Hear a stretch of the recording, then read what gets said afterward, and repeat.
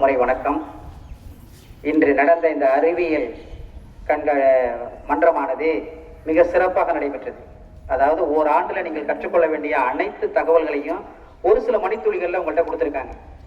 நீங்கள் காது கொடுத்து கேட்டிருந்தீங்கன்னா நிச்சயமாக உங்களுடைய அறிவு விருத்தி அடைந்திருக்கும்.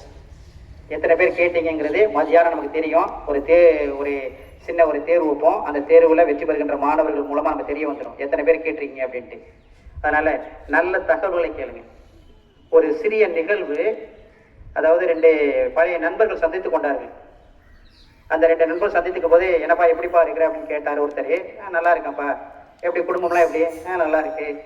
எத்தனை பிள்ளைங்க? 4 பிள்ளைங்க. என்ன செய்கிறாங்க அப்படின்னு கேட்டார் ஒருத்தர் இன்னொருத்தட்ட. அந்த நண்பர் சொல்கிறாரு, முதல் பையன் அவன் எம்எஸ்சி கம்ப்யூட்டர் சயின்ஸ் படிச்சிருக்கான்ப்பா, வெரி குட். 2வது பையன் எம்பிஏ முடிச்சிருக்கான்ப்பா.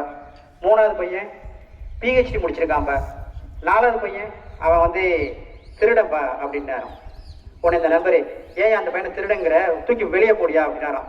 இல்லை போட முடியாதுப்பா, ஏன்னா அவன் ஒருத்தன் தான் சம்பாதிக்கிறான், மீதி 3 பேருமே அன்எம்ப்ளாய்டு அப்படின்னாராம். அப்படின்னு என்னன்னு புரியுதா? ஆக இன்னைக்கு இன்றைய உள்ள சூழ்நிலை என்ன அப்படின்னாக்க, நிறைய படிக்கலாம், ஆனா வேலை வாய்ப்பு கிடைக்குமா அப்படிங்கிறது ஒரு பெரிய கேள்விக்குறியாக இருக்கிறது. ஆகவே நாம வேலை வாய்ப்பு பெறணும் அப்படின்னாக்க போட்டித் தேர்வுகள் தான்